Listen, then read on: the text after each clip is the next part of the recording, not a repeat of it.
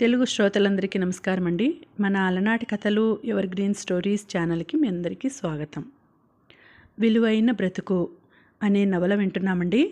రాసిన వారు అగస్త్య గారు. ఇక ఆలస్యం చేయకుండా మనం కథలోకి వెళ్ళిపోదామండి. మీరు కూడా ఆలస్యం చేయకుండా వినేయండి. మరి వీడియో చూసిన వెంటనే లైక్ చేసి షేర్ చేసి తప్పకుండా సబ్స్క్రైబ్ చేసుకోండి. మన ఛానల్ని బెల్ ఐకాన్ యాక్టివేట్ చేసుకోండి. పొద్దున్నే ఖాళీ చేతులతో వెళ్ళి సాయంత్రానికి కాసిని సరుకులతో తిరిగొచ్చిన జానకిని ఎప్పట్లానే అదోలా చూసింది కళావతి. ఆవిడ చూపుల్ని పట్టించుకోకుండా లోపలికి వెళ్ళిపోయింది జానకి. వంటంతా పూర్తి చేసుకుని కంచంలో అన్నం వడ్డించుకుంటూ ఉండగా ఓరగా వేసిన తలుపుల్ని తోసుకొని లోపలికి వచ్చేసింది కళావతి. ఆమె చేతిలో చిన్న గిన్నె ఉంది. భోజనం చేస్తున్నావా? నీకోసమే కూర తెచ్చాను అంటూ చేతిలో ఉన్న గిన్నెని జానకి కంచం పక్కన పెట్టి అక్కడే చతికిలబడింది. ఉదయమే నానా తిట్లు తిట్టింది. ఇప్పుడేమో ప్రేమ కురిపించేస్తోంది. అసలు ఈవిడికి తన మీద అంత హఠాత్తుగా ప్రేమెందుకు పుట్టిందో అర్థం కాలేదు. ఆలోచిస్తూనే అన్నం కలుపుకొని తినసాగింది. నీ వరుస చూస్తుంటే ఏదో బతకడానికి తింటున్నట్టు ఉందే తప్ప తినడానికి బతుకుతున్నట్టు లేదు. ఏమిటా తిండి? జానకి అన్నం వండుకున్న బుల్లి గిన్నెకేసి చూస్తూ మందలింపుగా అంది కళావతి. అసలు ఇది కూడా అనవసరమే అనిపిస్తుంది ఒక్కోసారి. కానీ అంతలోనే ఆశ మధుకర్ మనసు మార్చుకుని ఎప్పటికైనా నా దగ్గరికి వచ్చి జీవితాంతం నాతోనే ఉండిపోతాడని, అతనలా వచ్చే వరకైనా ఈ ప్రాణాలని ఇలా నిలుపుకోవాలని కోరిక. అందుకే ఈ కాస్తైనా తింటున్నాను చెప్పింది. ఆమె మాటలు విని గాఢంగా నిట్టూర్చింది కళావతి. నువ్వింకా వెనకటి తరం ఆడదాన్లా అతడు వస్తాడన్న వెరిలోనే ఉన్నట్టున్నావు. కానీ అతడు ఇక రాడు తెలుసా అంది. జానకి మాట్లాడలేదు. దీపం ఉండగానే ఇల్లు చక్కబెట్టుకోవాలన్నారు. అందుచేత నా మాట విని నీ జీవితాన్ని నువ్వు చక్కదిద్దుకో. నీ బతుకు నువ్వు బతుకు హితవు చెబుతున్నట్టుగా అంది. ఆవిడ చెప్పే ఆ ఉపోద్ఘాతం అంతా ఎందుకో జానకి అంతు పట్టలేదు. ఇంతకీ ఇదంతా ఎందుకు చెబుతున్నట్టు బ్రుకుటి ముడేసి అడిగింది. ఎందుకంటే ఏదైనా పని చూసుకొని 4 రాళ్ళు సంపాదించుకోమని చెప్పాలని గొంతు తగ్గించి రహస్యంగా అంది. ఆ ప్రయత్నంలోనే ఉన్నాను. అంతేకాని తను సత్యం టెలిఫోన్ బూత్లో ఉదయమే వెళ్ళి చేరిన సంగతి చెప్పలేదు. ఏం ప్రయత్నాలో ఏమిటో మీలాంటి కుర్రపిల్లలు తెలిసి తెలియని తనంతో ఏవేవో ప్రయత్నాలు చేస్తారు. కానీ అనుభవరాహిత్యం వల్ల అవి అంతగా ఫలించవు. అంచేత అనుభవంలోనూ వయసులోనూ కూడా పెద్దదాన్ని నేను చెప్తున్నాను. నేను చెప్పింది చెప్పినట్టు తూచా తప్పకుండా పాటిస్తే నువ్వు బాగుపడడం ఖాయం గుసగుసలాడింది. ఆవిడ గుసగుసలు హితబోధ వింటుంటే జానకి మనసు కీడు శంకించింది. లోపల ఏదో అనుమాన బీజం మొలకెత్తింది. ఇంతకీ ఏం చేయమంటారు నన్ను? ఏమీ తెలియనట్టే అడిగింది. అది అలా అడుగు చెబుతాను. రాత్రి వచ్చిన ఆయన ఆ లేబర్ కాంట్రాక్టర్ లేడు, నిన్ను చూశాడు కదా, నీకు ఉద్యోగం ఇప్పిస్తానన్నాడు. నిన్ను వెంట పెట్టుకుని తీసుకురమ్మని నాతో చెప్పాడు చెప్పింది. ఆవిడ మాటలు వింటుంటే జానకి గొంతులో ముద్ద దిగడం కష్టమైంది. ఆహా, ఎక్కడికి రమ్మన్నాడు? ఎప్పుడు రమ్మన్నాడు? మామూలుగా ఉండడానికి ప్రయత్నిస్తూ ఆరా తీసింది. రాత్రి 9 గంటలకి తన ఆఫీస్ దగ్గరకే రమ్మన్నాడు. వస్తావా? జానకి కళ్ళల్లో కళ్ళు పెట్టి చూస్తూ ఆశగా అడిగింది. గుండె గుబిల్లు మంది జానకి. అక్షరాల అంతా సత్యం చెప్పినట్టే జరుగుతుండడంతో ఆశ్చర్యంగా కూడా ఉంది. ఇక అన్నం తినబుద్ధి కాక కంచంలోనే చెయ్యి కడుక్కొని లేచిపోయింది. అదేమిటి, అన్నం తినవా? కళావతి అనుమానంగా అడిగింది. తింటూ కూర్చుంటే లేట్ అయిపోతుందని మానేశాను. త్వరగా తెమలండి, బయటకు వెడదాం అంది. ఆమె తొందర పెట్టడంతో హడావిడిగా లేచి బట్టలు మార్చుకోవడం కోసం తన పోర్షన్లోకి వెళ్ళిపోయింది కళావతి. ఆమె అటు వెళ్ళగానే తలుపులు మూసేసి వాటికి ఆనుకొని ఆలోచిస్తూ నిలబడిపోయింది జానకి. సరిగ్గా 5 నిమిషాలు గడిచాక అప్పుడొచ్చింది ఐడియా. తలుపు దగ్గర నుంచి కదిలి యువతలికి వచ్చింది. టవల్ భుజం మీద వేసుకొని బకెట్లు నీళ్లు తీసుకొని హడావిడిగా బాత్రూంలోకి వెళ్ళింది జానకి. అలా వెళ్ళిన 2వ నిమిషంలోనే కెవ్వుమంటూ గట్టిగా ఓ కేక పెట్టింది. ఆమె కేక విని అందరికంటే ముందుగా పరిగెత్తుకొచ్చింది కళావతే. ఏమిటి జానకి, ఏమైంది? ఆందోళనగా అడిగింది. స్నానం చేద్దామని వచ్చి కాలు జారి పడిపోయాను. బాధనంతటినీ ముఖంలోకి తెచ్చిపెట్టుకుంటూ అంది. కళావతి చెయ్యి ఆసరా ఇస్తే లేచి 4 అడుగులు వేసి ఇక నడవలేనట్టుగా మళ్ళీ కుప్పకూలిపోయింది. ఆ విధంగా నడుచుకుంటూ రూంలోకి రావడానికి జానకి 10 నిమిషాల పైనే పట్టింది. విపరీతమైన బాధతో విలవెల్లాడిపోతున్న జానకి ముఖం చూసి కళావతి తెగ జాలి పడిపోయింది. ఇక ఈ పరిస్థితుల్లో బయటకేం పెడతాం, మరోసారి చూద్దాంలే అనేసింది ఆమె అవస్థ చూడలేక. అరగంట నుంచి జానకి నానా హంగామా చేస్తున్నది ఆవిడ నోట్లోంచి ఆ ముక్కని రప్పించడం కోసమే. మొహంలోని సంతోషాన్ని బయటపడనీయకుండా బలవంతాన అణుచుకుంది. పెయిన్ బామ్ అని, టాబ్లెట్ అని, కాపడం అని హడావిడి చేస్తున్న కళావతికి సర్ది చెప్పి అక్కడి నుంచి పంపించేసింది. ఆవిడ వెళ్ళిపోయాక తలుపులు వేసుకొని హాయిగా ఊపిరి పీల్చుకుంది. అయితే ఆ ఆనందం ఆమెకి ఎంతోసేపు నిలబడలేదు. రాత్రి 11 గంటలకి తలుపు చప్పుడైతే లేచి తీసి చూసింది. జానకి ఎదురుగా కళావతి కనిపించింది. లేబర్ కాంట్రాక్టర్ వచ్చాడు, నిన్నోసారి రమ్మంటున్నాడు, రా అంది గుసగుసగా. ఆ మాట వినగానే జానకిలో అంతవరకు ఉన్న నిద్రమత్తు కాస్త ఎటో ఎగిరిపోయింది. అనవసరంగా గొడవ తెచ్చుకోవడం ఎందుకన్న ఉద్దేశంతో ఏదో నాటకం ఆడి గండం నుంచి గట్టెక్కాలని ఆశపడింది. ఆమెతో బయటికి వెళ్ళకపోతే సమస్య సమసిపోతుందని అపోహపడిందే కానీ అప్పుడే ఆవిడ మాటల్ని ఖండించకపోవడం అనే పొరపాటు వల్ల సమస్యే సరాసరి ఇంటి వరకు వస్తుందని జానకి ఊహించలేకపోయింది. ఇక ఇప్పుడైనా నిర్ద్వంద్వంగా కళావతిని అడ్డుకోకపోతే లాభం లేదనిపించింది. నేను రాను, నాకు భయం అంది. పర్వాలేదు, మొదట్లో అలాగే ఉంటుంది, తర్వాత ఇవన్నీ మామూలైపోతాయి. అయినా ఇంట్లో పిల్లలు మా ఆయన లేరు, వాళ్ళని సెకండ్ షో సినిమాకి పంపించేశాను, త్వరగా రా, పాపం ఆయన నీకోసం అంత దూరం నుంచి వచ్చి ఆశగా ఎదురు చూస్తున్నాడు తొందర పెట్టింది. కళావతి మాటలకి జానకి మొహం కందగడ్డలా అయిపోయింది. తల్లి, నాకిలాంటివి అలవాట్లేదు, నువ్వు ఇలాంటి దానివని తెలియక నీ కొంపలోకి అద్దెకి దిగాను, రేపొద్దున్నే రూమ్ ఖాళీ చేసేస్తాను, దయచేసి నా జోలికి రాకు, కాదు కూడదని నన్ను బలవంతం చేయాలని చూస్తే ఇప్పుడే రోడ్డెక్కి అరుస్తాను, నువ్వు ఇలాంటి దానివని నలుగురికి చెబుతాను, జాగ్రత్త కటువుగా చెప్పేసి క్షణం ఆలస్యం చేయకుండా కళావతి మొహం మీదే తలుపు వేసేసింది జానకి. తను అలా చేసినందుకు ఆవిడకి తన మీద పీకల దాకా కోపం వస్తుందని, తెల్లవారగానే తనని నానా మాటలు అంటుందని ఆ క్షణంలోనే ఊహించింది. కానీ తెల్లారాక జానకి అనుకున్న దానికంటే మరో 100 రెట్లు భయంకరమైన స్టెప్ తీసుకుంది కళావతి. పొద్దున్న పోయి రాత్రికి తిరిగి వస్తుంటే ఏ ఉద్యోగమో వెలగబెడుతోందనుకున్నాను, కానీ ఇలా రోజుకొకటితో తిరిగి డబ్బు సంపాదిస్తోందనుకోలేదు. మొహం చూస్తే ఎంత అమాయకంగా కనిపిస్తుందో, అన్నీ పతివ్రత వేషాలేస్తుంటే నిజంగా మంచిదే అనుకున్నాను, ఇలాంటిది అనుకోలేదు. బజారుదని తెలియక కొంప అద్దెకిచ్చాను. పొద్దున్నే వీధి అరుగు మీద కూర్చొని అరుపులు మొదలుపెట్టింది. ఆ మాటలు చెవులు పడేసరికి నెత్తిన పిడుగులు పడ్డట్టుగా అదిరిపడింది జానకి. మీద పడుతున్న నిందల్ని మోయలేనట్టుగా తనలో తనే కుంచుకుపోయింది. వీధికి ఎక్కి కళావతి అలా అరుస్తుంటే ఎంతమంది ఆగి ఆసక్తిగా ఆ అరుపుల్ని వింటుంటారో ఊహించేసరికి ఆమె నవనాడులు కృంగిపోయాయి. ఏం జరిగింది? కళావతి అరుపులు విని ఎవరో అడగడం స్పష్టంగా వినిపించింది. ఓ బజారుదానికి నా ఇంట్లో రూము అద్దెకిచ్చాను, అది మొన్నటి వరకు బయటే ఎవరెవరితోనో తిరిగి తిరిగి వచ్చింది, కానీ నిన్న రాత్రి మాత్రం వాడెవడినో సరాసరి ఇంటికే రప్పించుకుంది. నా కళ్ళతో నేను స్వయంగా చూశాను. వాడు ఎవడని అడిగితే ఏవేవో కథలు చెప్పింది. కట్టుకున్న మొగుణ్ణి వదిలేసి మరెవడితోనో లేచొచ్చేసింది. వాడు చాలేదులా ఉంది, ఊరి మీద పడి తిరుగుతోంది. ఆడది మరీ అంత బరి తెగించి పోకూడదు. కళావతి నోటికి హద్దు అదుపు లేకుండా పోయింది. అప్పుడే అక్కడే గుజరాత్లో వచ్చిన దాన్ని మించిన భయంకరమైన భూకంపం వచ్చి అందులో తను భూస్థాపితం అయిపోతే బాగుండునని అనిపించింది. ఏడుపొచ్చింది. ఏడుస్తూ ఉండిపోయింది. ఆ ప్రహసనం అలా 1 గంట పాటు కొనసాగింది. ఏడ్చి ఏడ్చి జానకిలో ఆవేదన తగ్గింది. ఆవేశం చోటు చేసుకుంది. చిట్టిబాబును వదిలేసి తన మనసుకి నచ్చిన వాడితో రావడం తన ఇష్టం.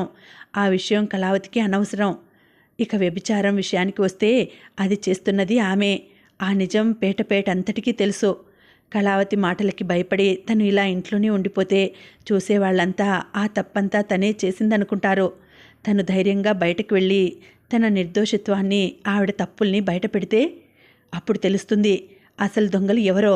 తెగించకపోతే లాభం లేదు అనిపించింది. ఆ ఆలోచన రావడమే ఆలస్యం. తలుపులు తీసుకొని రయ్యన బయటకు వచ్చింది. అప్పటికే వీధిలో వచ్చే పోయే వాళ్ళని ఓ 4 ఆపి జానకి జీవితానికి చిలువలు పలువలు అల్లి హరికథ కాలక్షేపంలా వాళ్ళకి వినిపిస్తోంది కళావతి. ఆ క్షణంలో తలుపులు తీసుకొని రుద్రకాళిలా బయటకు వచ్చిన జానకిని అక్కడ ఉన్న వాళ్ళంతా వింతగా చూశారు. ఇదిగో ఈ మహాతల్లే ఆ రంగసాని, జానకి వైపు చూస్తూ చీత్కారంగా అంది కళావతి. సరే ఒప్పుకుంటున్నాను, ఒకణ్ణి వదిలేసి నచ్చిన వాడితో వచ్చేసిన నేను సానినే. మరి సంసారం ముసుగులో రోజుకొకరితో కులుకుతూ పక్కన ఉన్న అమాయకురాళ్ళని కూడా వాళ్ళకి తార్చాలని చూసే నీలాంటి వాళ్ళని ఏమంటారు? వ్యభిచారులనా? కసిగా ఎదురు ప్రశ్న వేసింది జానకి. ఆమె అలా అనేసరికి కళావతికి తల కొట్టేసినంత పనైంది. అందరూ తనని చాటుమాటుగా తిట్టుకోవడమే తప్ప ఏ ఒక్కళ్ళు ధైర్యం చేసి ఇలా మొహం మీద అనలేదు. మొదటిసారిగా అన్న వ్యక్తి జానకి మాత్రమే. అందుకే కళావతి సహించలేకపోయింది. ఆవేశం పట్టలేని దానిలా చప్పున ముందుకు దూకి వెళ్ళి జానకి జుట్టు పట్టుకొని ఆ చెంప ఈ చెంప వాయించేసింది. ఊహించని ఆ హఠాత్ పరిణామానికి జానకితో సహా చుట్టూ ఉన్న వాళ్ళంతా శిలాప్రతిమల్లా బిగుసుకుపోయారు. షాక్లోంచి తేరుకున్న మరుక్షణం ఆమెని అడ్డుకోవడానికి జానకి ప్రయత్నించింది. కానీ ఫలించలేదు. మిగతా వాళ్ళు అసలు ఆ ప్రయత్నం చేసే సాహసమే చేయలేదు. కళావతి నోట్లో నోరు పెట్టి పరువు పోగొట్టుకునే ధైర్యం వాళ్ళల్లో ఏ ఒక్కరికి లేదు. మరి తనకి అడ్డుపడి ఆపేవాళ్ళు ఎవరూ లేకపోవడంతో కళావతి రెచ్చిపోయింది. చెంపలు పగలగొట్టడంతో కసి తీరలేదేమో. వెంటనే జానకి తలని 2 చేతుల్లోనూ బంధించి పట్టుకొని బలంగా గోడకేసి కొట్టబోయింది. ఇంతలో ఎక్కడి నుంచి వచ్చాడో ఎలా వచ్చాడో తెలియదు, కానీ సత్యం వచ్చి కళావతిని పట్టుకొని ఒక్క తోపు తోశాడు. దాంతో తూలి వెనక్కి పడిందామె. ఆ పడడంలో జానకి ఆమె చేతుల్లోంచి జారిపోయింది. అతను కనుక ఆ పని చేయకపోయి ఉండుంటే జానకి తల గోడకి తగిలి నెత్తురోడేలా పగిలి ఉండేదే. కళావతి చేతుల్లోంచి తప్పుకున్న జానకి నేల మీదకి జారిపోయి స్పృహ తప్పి పడిపోయింది. ఏం జరిగింది, ఏమిటి గొడవ అని సత్యం అడగలేదు. సాయంత్రం లోపల ఆమె రూమ్ ఖాళీ చేస్తుంది.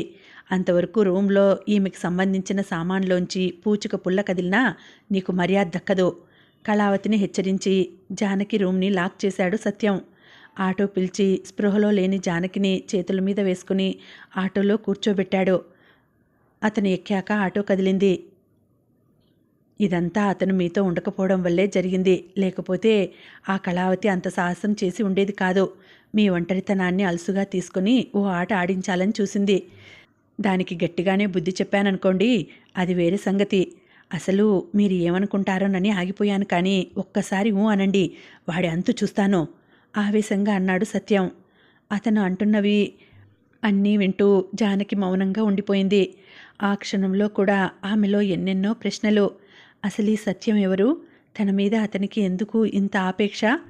కళావతి చేతిలో తను దెబ్బలు తింటూ ఉంటే ఆపద్బాంధవుల్లా వచ్చి అడ్డుపడాల్సినంత అవసరం ఇతనికి ఏముంది? అసలు అక్కడంత రాద్ధాంతం జరుగుతోందన్న విషయం ఇక్కడున్న ఇతనికెలా తెలిసింది? అతని సెల్ ఫోన్ షాప్ దగ్గరలో ఒక రూమ్ చూసి తన సామాన్లన్నింటినీ కళావతి ఇంటి నుంచి ఈ రూమ్కి మార్చాల్సిన అవసరం అతనికి ఏమిటి? ఎందుకిలా నీడలా తనని అంటిపెట్టుకొని తిరుగుతున్నాడు? అసలు ఏ ఉద్దేశంతో ఇదంతా చేస్తున్నాడు?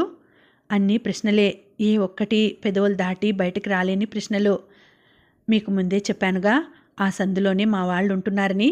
కళావతి గొడవ చేస్తోందని, అది మీ గురించి అయ్యుంటుందని వాళ్ళు నాకు ఫోన్ చేశారు. అందుకే అక్కడికి పరిగెత్తుకొచ్చాను. ఆ కళావతి సంగతి తెలిసే ఆ ఏర్పాటు చేశాను. నేను వచ్చేసరికే జరగాల్సిన రాద్ధాంతం మొత్తం జరిగిపోయింది. అసలు ఇదంతా ఎందుకు చేస్తున్నాను అని మీకు అనుమానం రావచ్చు. మీరంటే నాకు అభిమానం, ఆడపిల్ల కనుక. మీరంటే నాకు జాలి, ఓ మగాడి వల్ల మోసపోయారు కనుక. నా అభిమానం ఎలాంటిది అని అడిగితే నిష్కల్మషమైనది అని మాత్రం చెప్పగలనే తప్ప మీరు నాకు చెల్లెల్లాంటి వారనో తల్లిలాంటి వారనో అనలేను.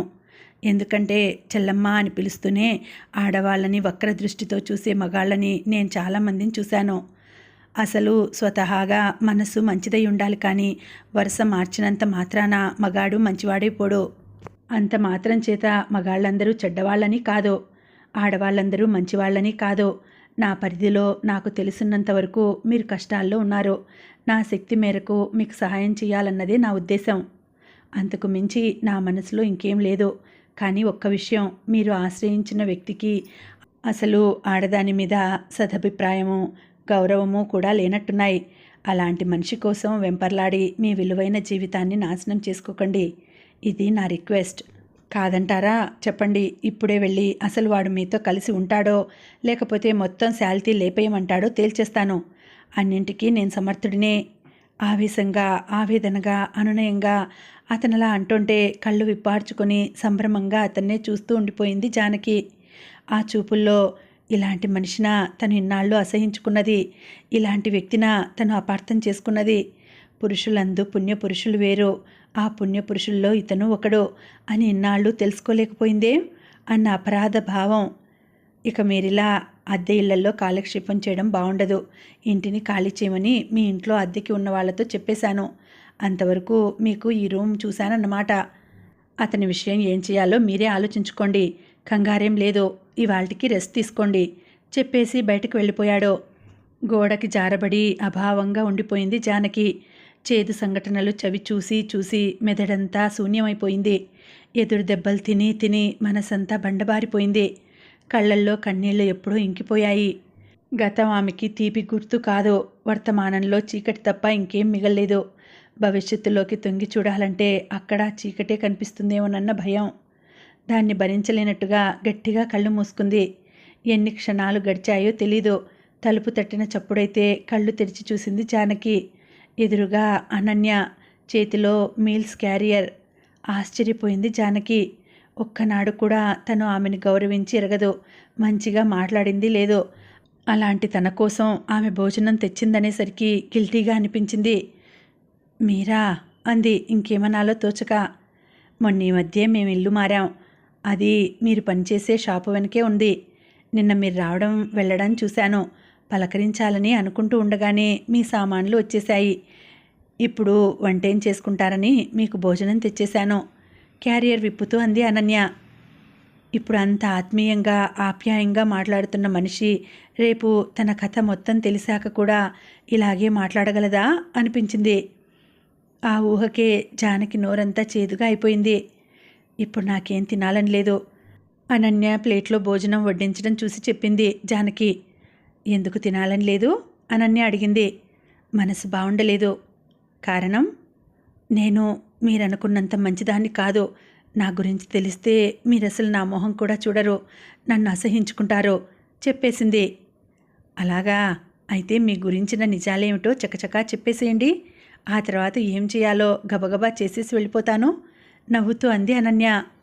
ఆమె నవ్వు చూస్తుంటే అసలు అసంతృప్తి, అసూయ ఇలాంటి పదాలకి అర్థాలే ఆమెకి తెలియవేమో అనిపించింది జానకి. ఏదేమైనా అనన్య లాంటి స్నేహశీలి చేత ఛీ అనిపించుకోవడం జానకి ఇష్టం లేకపోయింది. అందుకే అంతవరకు జరిగినది మొత్తం చెప్పేసింది. అంతా విని గాఢంగా నిట్టూర్చింది అనన్య. ముందు భోజనం చెయ్యండి, ఆ తర్వాత మాట్లాడుకుందాం అన్నం కంచాన్ని ఆమె దగ్గరికి తెస్తూ అంది. ఇంత చెప్పినా నా మీద మీకు కోపం రాలేదా? అసహ్యం కలగలేదా? ఆశ్చర్యంగా అడిగింది జానకి. ఏం తప్పు చేశారని మీ మీద కోపం తెచ్చుకోవాలి? ఎదురు ప్రశ్న వేసింది. అంటే మీ దృష్టిలో నేను చేసింది తప్పు కాదా? అవన్నీ తీరిగ్గా మాట్లాడుకుందాం, ముందు భోజనం చేయండి. అన్నం కంచాన్ని బలవంతంగా జానకి చేతికి అందించింది. ఆమె అంతగా చెబుతుంటే ఇక కాదనాలనిపించలేదు. ఏదో కొద్దిగా తినిందనిపించి చెయ్యి కడుక్కుంది జానకి. ఒంటరిగా పడుకోగలరా, లేకపోతే మా ఇంటికి వచ్చేస్తారా?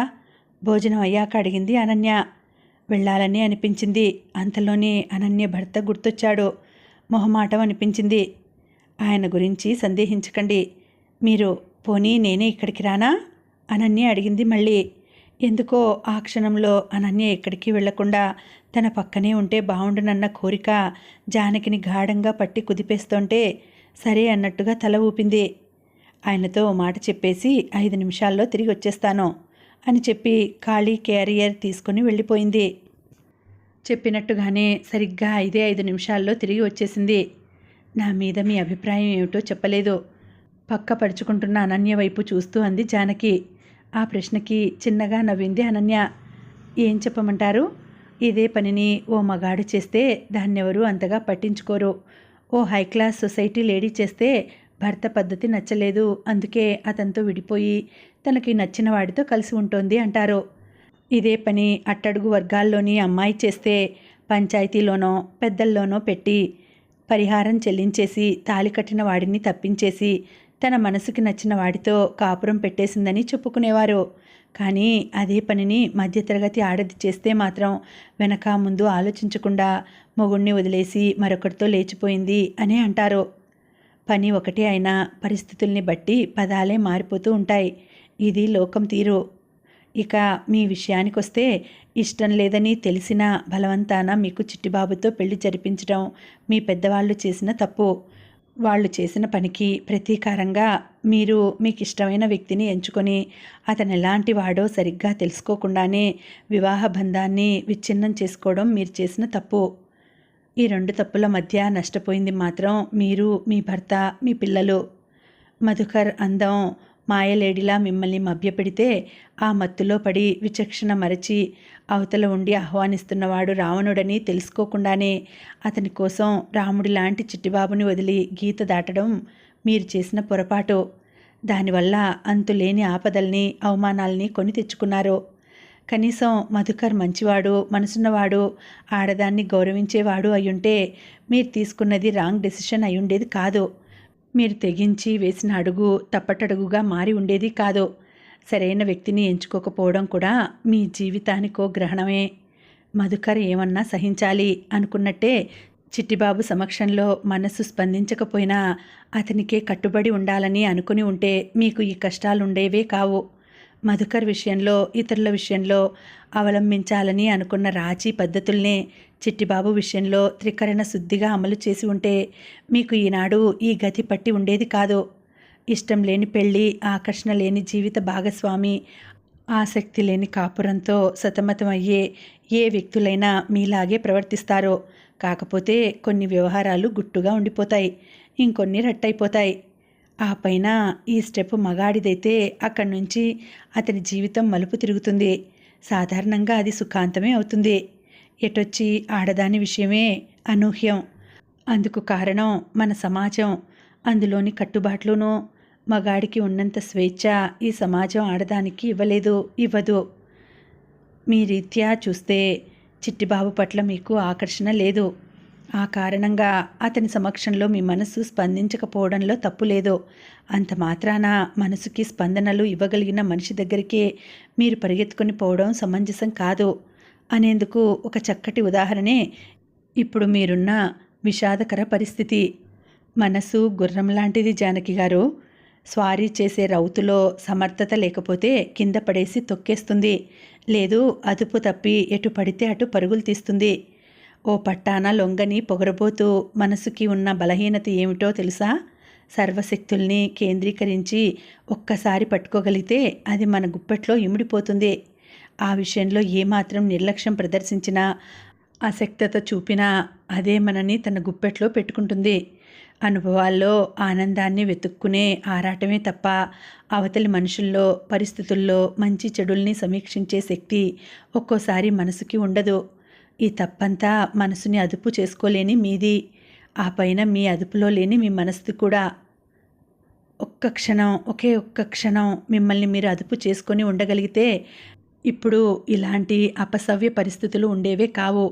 అందుకే అన్నారు, ఆడదానికి నిగ్రహం ఎంత ముఖ్యమో ఆలోచన కూడా అంతే ముఖ్యం అని.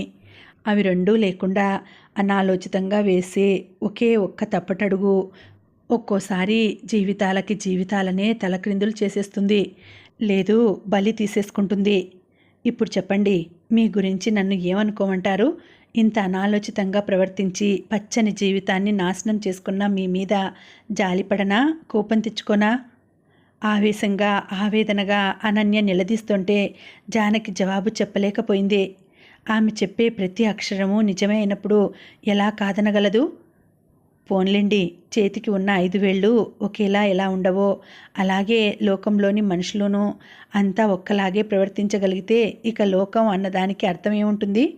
ఇన్నిన్ని సంఘటనలు, వింతలు, విచిత్రాలు ఎలా జరుగుతాయి? జరిగిందేదో జరిగిపోయింది, ఇక ముందు ఏం జరగాలి అన్న దాని గురించి ఆలోచించండి అనునయంగా అంది. ఆలోచించడానికి ఏం మిగిలిందని? ఇక తన ముందు ఉన్నదంతా చీకటిగా ఆ మాటే అంది. అలా అని ఎందుకు అనుకోవాలి? చీకటి వెనుక వెలుతురు, వెలుగు వెంట చీకటి చక్రభ్రమణం తప్పదు. ముందంతా చీకటే ఉందని ఏడుస్తూ కూర్చునే కంటే ఎప్పటికైనా వెలుగు రేఖలు కనపడతాయన్న ఆశతో వాటి కోసం అన్వేషిస్తూ ముందుకు సాగడం మంచిది. మీరు నిరాశావాదాన్ని వదిలేయండి, మీరేమిటో తెలుసుకోండి, మిమ్మల్ని మీరు నిరూపించుకోవడానికి ప్రయత్నించండి. కష్టపడి ఓ స్థాయికి చేరుకోవడం అంటూ జరిగితే ఆ విజయాల్లో ఇప్పుడు మీకు ఎదురైన ఈ చేదు అనుభవాలన్నీ మరుగున పడిపోతాయి. ఒక్కసారి ఆలోచించి చూడండి, నచ్చ చెబుతున్నట్టుగా అంది అనన్య. ఇన్నాళ్ళు తన చుట్టూ ఉన్న మనుషులు వేరు, వాళ్ళు తనకి చెప్పిన మాటలు వేరు, అవి విని తను పొందిన అనుభవాలు వేరు. ఈనాడు అనన్య చెబుతున్న మాటలు వాటన్నింటికి విభిన్నంగా ఉన్నాయి. వింటుంటే కళ్ళ ముందు ఏవేవో కొత్త ద్వారాలు తెరుచుకుంటున్నాయి, వెలుగుని అన్వేషిస్తూ పరిగెత్తమంటున్నాయి. ఎప్పుడు ఏమీ తెలియనట్టుండే అనన్య నూతిలో కప్పలా, ఇంట్లో వేలాడే గబ్బిలంలా ఆమె దృష్టిలో నిలిచిపోయిన అనన్య జానకి కళ్ళకి కొత్తగా కనిపిస్తోంది. ఆమెలోని ఆశావాదం, కొత్త కోణం అనన్యని అనన్యంగానే చూపిస్తుంటే విభ్రమంగా ఆమెనే చూస్తూ ఉండిపోయింది. ఆ రోజు సత్యం దగ్గర నుంచి నెల జీతం అందుకుంటూ ఉంటే జానకికి మధుకర్ గుర్తొచ్చాడు. అంతకు ముందు రోజే ఆమె అద్దెకి ఉన్న వాళ్ల చేత ఖాళీ చేయించి సొంత ఇంట్లోకి మారింది. మునుపటిలా మధుకర్ గుర్తు రాగానే ఆమె మనసు ఆశగా అతని వైపు పరుగులు పెట్టట్లేదు. అతని కోసం ఉర్రూతలు ఊగడమూ లేదు. అందుకు కారణం జరిగిన సంఘటనలు కొంతైతే అసహాయతలా బతకవద్దంటూ అనన్య చేసిన హితోపదేశం మరికొంత. తను చేస్తున్న ఫోన్ షాప్లోంచి మధుకర్కి ఫోన్ చేసింది జానకి. వెంటనే దొరికాడతను.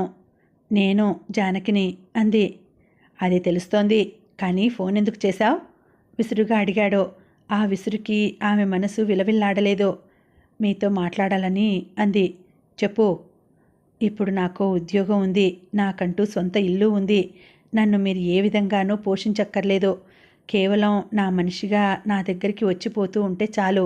వస్తారా అడిగింది. వస్తాను ఠక్కున చెప్పాడు. ఎప్పుడు? నాకు రావాలని అనిపించినప్పుడు. మనం కలుసుకొని నెలపైనే అయింది. ఈ నెలలోనూ ఒక్కసారి కూడా మీకు నా దగ్గరికి రావాలని అనిపించలేదా అడిగింది. అతని నుంచి సమాధానం లేదు. ఒక్క విషయం అడుగుతాను, నిజం చెప్పండి. అడుగు. నా మీద మీకు ఇంట్రెస్ట్ ఉందా లేదా? ప్లీజ్ మౌనంతో నన్ను చంపొద్దు. ఇప్పుడు నాలో ఏదైనా విషయంలో వైఫల్యం ఎదురైతే చచ్చిపోయే అంతటి నిరాశావాదం లేదు. మీరు ఏ జవాబు చెప్పినా విని నేను తట్టుకోగలను. చెప్పండి, నా మీద మీకు ఆసక్తి ఉందా లేదా? శాంతంగానే రెట్టించింది. లేదు ఠక్కున అన్నాడు. ఆ సమాధానం విన్న వెంటనే ఆమె గుండె ముక్కలైపోలేదు. ఎందుకని అతి మామూలుగా అడిగింది. పెళ్ళయి పిల్లలు కూడా ఉన్న ఆడదాని మీద మగాడి మోజు ఒకటి రెండు కలయికలకి మించి ఉండదు. ఒకవేళ లైఫ్ లాంగ్ కంటిన్యూ అవ్వడం జరిగితే అది చాలా అరుదైన సందర్భాల్లో మాత్రమే. అరుదైన సందర్భాలంటే అర్థం కానట్టుగా అడిగింది. ఎవరి సంసారం వాళ్ళు చేసుకుంటూ మొగుడికి తెలియకుండా పెళ్ళాం, భార్యకి తెలియకుండా భర్త చాటుమాటుగా వ్యవహారం సాగిస్తున్నప్పుడు, లేదా ఆడదాని దగ్గర సర్వసమర్థత, అంతులేనంత సంపద ఉన్నప్పుడును. అంతులేనంత ప్రేమ ఉంటే ఉండదా? అమాయకంగా అడిగింది. ఉండదు. పరాయివాడి పెళ్ళాం మీద మగాడికి ఏర్పడే భావన ప్రేమ కాదు. అయితే ఆకర్షణ, లేకపోతే కోరిక, అంతే. అయితే నాతో కలిసి ఉండడం కుదరదంటారు? ముమ్మాటికి. మారు మాట్లాడకుండా కాల్ కట్ చేసింది జానకి. అతను చెప్పిన చేదు నిజాలు విన్నాక కూడా ఆమె మనసు చెలించలేదు. నిజానికి మధుకర్ విషయంలో అది ఎప్పుడో ముక్కలైపోయింది. ఇప్పుడు కొత్తగా అయ్యేందుకేమీ లేదు. ఇది వరకైతే ఇలాంటివి తట్టుకోలేక కన్నీరు మున్నీరుగా ఏడ్చేది. ఇప్పుడు ఆమె కంట్లో నీటి చుక్క రాలేదు. గుండెలో ఆ బేలతనమూ లేదు. ఇప్పుడు జానకిలో భయం లేదు. ఒక రకమైన తెగింపు, ఆత్మవిశ్వాసమే తప్ప. అవన్నీ అనన్య సాంగత్యం వల్ల అబ్బిన లక్షణాలు. ఆ క్షణంలో ఆమె ఒకటే నిశ్చయించుకుంది. తనంటే కించిత్తైనా ప్రేమలేని వాడి కోసం తను ఈ జీవితాంతం ఎదురుచూడ్డంలో అర్థం లేదు. స్వార్థపరుడైన మధుకర్ కోసం ఎంతో విలువైన తన జీవితాన్ని ఎందుకు వృధా చేసుకోవాలి? జరిగిన పొరపాటు ఎటూ జరిగిపోయింది కాదు, చేజేతులారా తనే చేసుకుంది. ఇప్పుడు తప్పుని దిద్దుకోవలసిన బాధ్యత కూడా తనదే. తన చేతుల్లోనే ఉంది. తన కోసం ఎవరూ రారు, ఏమీ చెయ్యరు, అన్నీ తనే చేసుకోవాలి అని. ఆ ఆలోచన వచ్చిన మరుక్షణమే మధుకర్ రూపాన్ని మనసులోంచి తుడిచేసింది. ఒక నిశ్చయానికి వచ్చిన దానిలా ధైర్యంగా తలెత్తుకొని ఇంటివైపు అడుగులు వేయసాగింది. ఇప్పుడు ఆమె మునుపటి జానకి కాదు. ధైర్యంతో, స్థైర్యంతో తన కోసం తానుగా బతకాలనుకుంటున్న సరికొత్త జానకి. రాత్రంతా తనదే రాజ్యంగా మసిలిన చీకటి వెలుతురు చేతిలో ఓటమిని ఒప్పుకుంటూ క్రమక్రమంగా తప్పుకుంటోంది. పోరాటంలో గెలిచిన ధీరల మెల్లమెల్లగా వెల్లువల పరిసరాల్లో పరుచుకుంటోంది తెల్లని వెలుతురు. ఇంకొకరి సుఖదుఖాలతో కానీ సహాయ సహకారాలతో కానీ తనకి నిమిత్తం లేనట్టుగా ప్రాగ్దిశని ప్రభావితం చేస్తున్నాడు ప్రభాకరుడు. ఎవరు మెచ్చినా మెచ్చకపోయినా తన కోసం తాము అన్నట్టుగా ఒక్కో రేకు విచ్చుకొని పూలుగా మారుతున్నాయి చెట్ల కొమ్మ రెమ్మల్లో దాగిన మొగ్గలు. రెక్కలే సర్వస్వం, ప్రకృతే స్వర్గం అన్నట్టుగా కిలకిల్లాడుతూ ఆకాశ మార్గాన్ని పట్టాయి పక్షులు. వీటన్నింటిలాగే జానకి జీవితంలోనూ చాలా మార్పులు చోటు చేసుకున్నాయి. ఒకప్పుడు పగలు రేయి పగలు ప్రతీకారాలతో సతమతమైపోతూ తీవ్రమైన అసంతృప్తితో వేగిపోయిన జానకి ఇప్పుడు వీలైనంతలో ఇతరులకి సహాయపడుతూ పరోపకారంలో గల ఆత్మ సంతృప్తిని అనుభవిస్తోంది. ఒకప్పుడు ఉదయం లేవగానే ఎవరింటికి పెత్తనానికి వెడదామా అని ఆలోచించిన జానకి ఇప్పుడు మాత్రం ఉదయం లేవగానే కాఫీ కలుపుకొని దాన్ని కప్పులో పోసుకొని ఆ కప్పు చేత్తో పట్టుకొని మెట్లెక్కి మేడ మీదకి చేరుకుంటోంది. ఒకప్పుడు చుట్టుపక్కల ఉన్న మనుషుల్లో చీరలు నగలు కార్లు హోదాలను మాత్రమే చూడడానికి పరిమితమైన జానకి ఇప్పుడు వేడివేడి కాఫీ తాగుతూ పక్షుల్ని పువ్వుల్ని మబ్బుల్ని మంచు బిందువుల్ని చూస్తూ హృదయాన్ని ఆహ్లాదపరుచుకుంటోంది.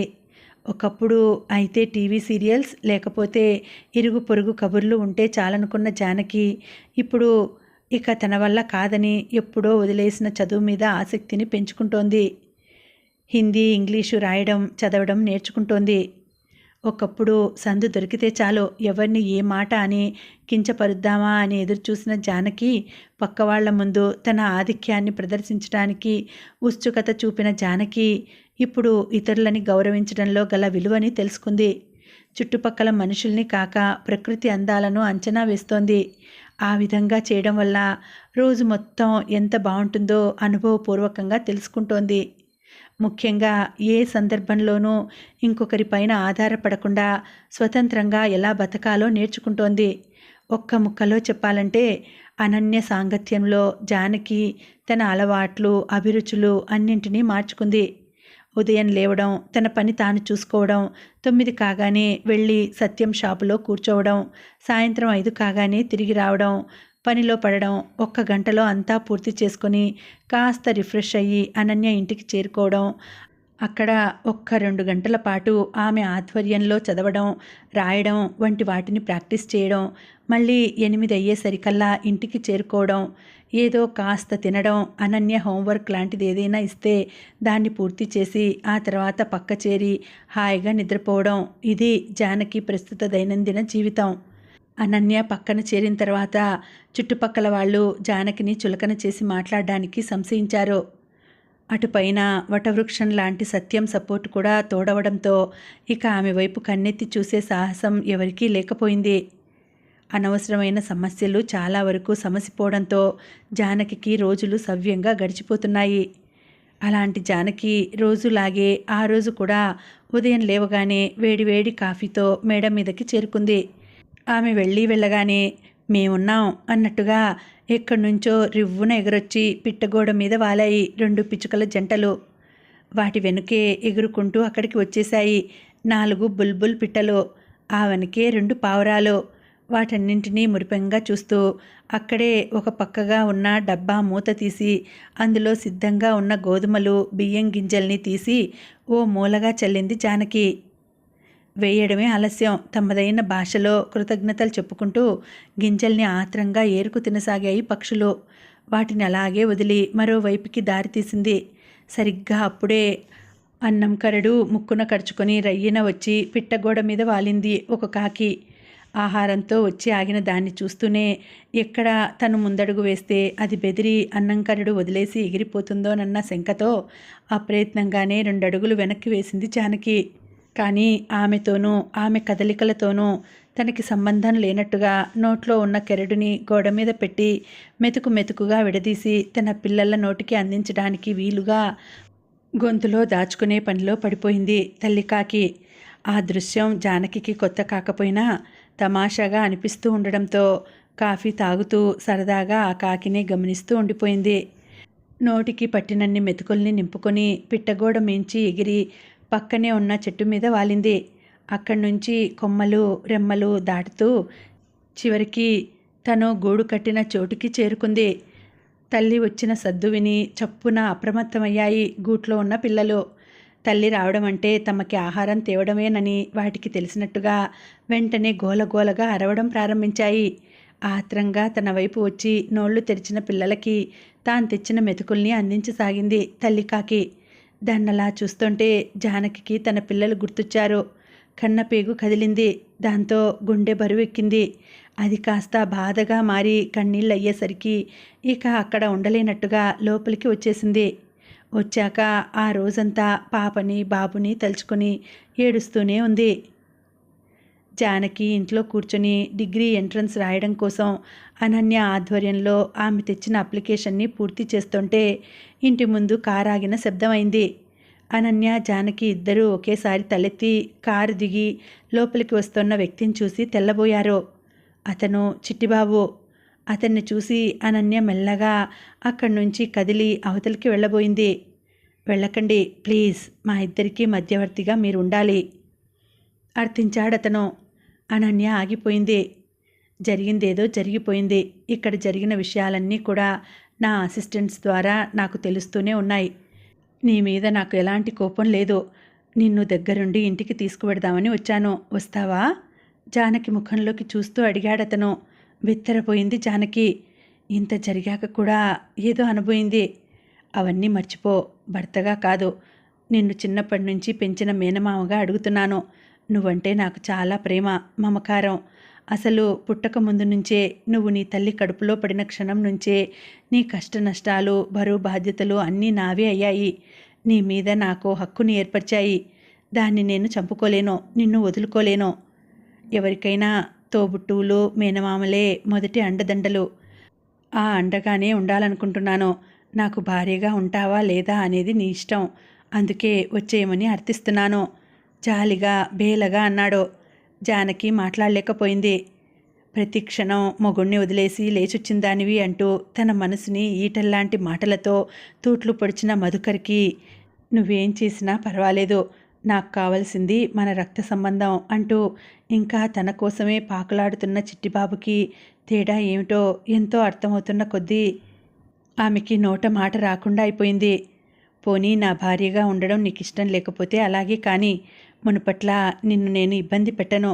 నీకు నేను అవసరం లేకపోతే పోవచ్చు, కానీ నాకు నువ్వు కావాలి. పిల్లలకి మనం ఇద్దరం కావాలి. ఆ పసివాళ్ళకి తల్లిగా అయినా నువ్వు రావాలని వస్తావని కోరుకుంటున్నాను. నిన్ను రమ్మని శాసించను, అర్థిస్తున్నాను. ఇక ఏం చేస్తావన్నది నీ ఇష్టం. 1 గంట ఎదురు చూస్తాను. రావాలనుకుంటే బయట కారుంది, వచ్చి ఎక్కు. కాదనుకుంటే నేను ఇలాగే ఒంటరిగా మిగిలిపోతాను చెప్పేసి గబగబా బయటికి వెళ్ళిపోయాడు చిట్టిబాబు. తన చెవుల్ని తనే నమ్మలేకపోయింది జానకి. అది అసలు కలో నిజమో కూడా అర్థం కాలేదు. అయోమయంగా అనిపించింది. మెత్తగా అనన్య చెయ్యి భుజాన్ని ఒత్తేసరికి తెప్పరిల్లి చూసింది. ఏమిటి ఆలోచిస్తున్నావు? నవ్వుతూ అడిగింది అనన్య. ఎలా? పిల్లల్ని చూడాలని నాకు ఉంది, కానీ అపవిత్రమైన ఈ శరీరంతో ఇంటికెలా వెళ్ళేది? బేలగా అడిగింది. ముందు మనసుని పవిత్రంగా ఉంచుకో. అలా చేయగలిగితే అసలు మనిషికి ఏ కష్టాలు ఉండవు. జరిగిందంతా ఒక పీడకలా అనుకో. మర్చిపో, పురుషులందు పుణ్యపురుషులు వేరు. అలాంటి పుణ్యపురుషుడే చిట్టిబాబు. ఇన్నాళ్ళు ఉప్పుని కర్పూరాన్ని ఒకేలా చూశావు. ఇప్పుడు ఎవరేమిటో తెలిసిందిగా. ఇకనైనా జీవిత నౌకని ఒక ఒడ్డుకు చేర్చు. ఈ విధంగా అయినా చేసిన తప్పుని దిద్దుకో. వెళ్ళు, కారెక్కు అనన్య అనునయంగా ఆప్యాయంగా చెబుతుంటే జానకి కాదనలేకపోయింది. అనన్యకి కన్నీళ్లతో వీడ్కోలు చెప్పి వెళ్ళి కారులో కూర్చుంది. ఆమె ఎక్కగానే అది కదిలింది. కొత్త మలుపుతో జానకి జీవితం తిరిగి చిగురించబోతోందనేందుకు సాక్ష్యంగా కారు సందు మలుపు తిరిగి కనుమరుగైపోయింది. శుభం. కథ సమాప్తం. మళ్ళీ వచ్చే వీడియోలో మరొక మంచి కథతో కలుసుకుంటానండి. అంతవరకు శుభరాత్రి. నమస్తే.